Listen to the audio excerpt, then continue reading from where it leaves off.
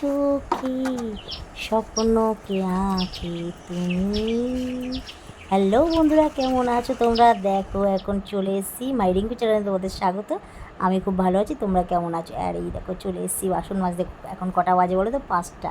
সেই জন্যই গানটা তোমাদের একটু শুনিয়ে দিলাম, কেমন লাগছে বলো। গানটা কেমন আর কি গেয়েছি সেটা জানিও কিন্তু অবশ্যই।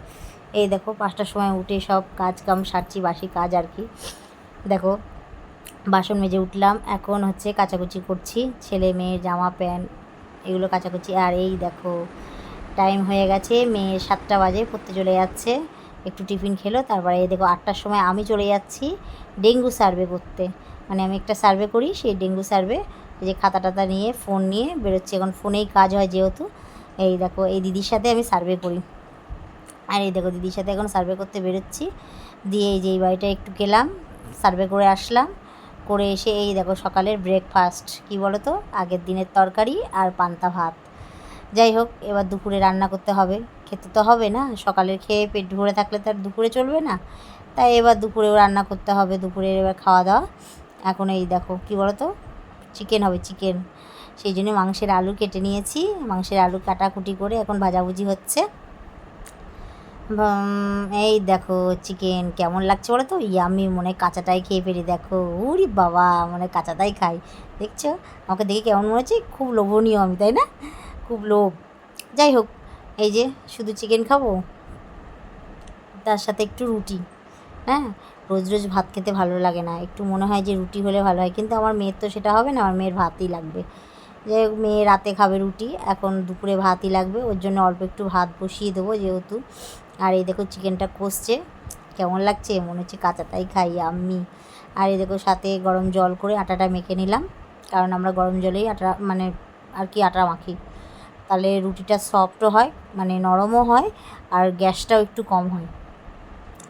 জানি না জ্ঞান দিয়ে ফেললাম কি না। দেখো রুটি মানে আটাটা মাখা হয়ে গেছে, ঢেকে রাখলাম। আর এই যে মাংসটা কষছে, মাংস কষা হয়ে গেলে এই যে জলও দিয়ে দিয়েছি, মাংস কষতে কষতে জলও দেওয়া হয়ে গেছে।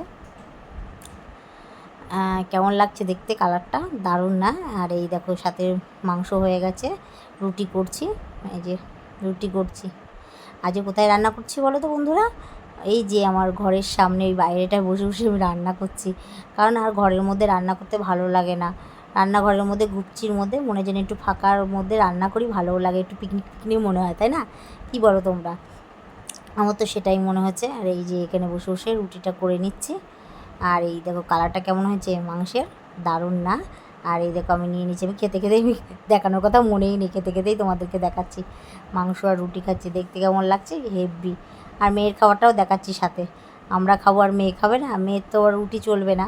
যাই হোক, ওর রাতে রুটি দেবো, এখন দুপুরে তো একটু ভাত দিতেই হবে, ওর জন্য একটু ভাত করে নিয়েছি। এই যে ওর ভাত আর আমাদের রুটি। আর এই দেখো কত বাসন পড়েছে বন্ধুরা, কত কষ্ট হয়েছে বাসন মাজতে গিয়ে আমার।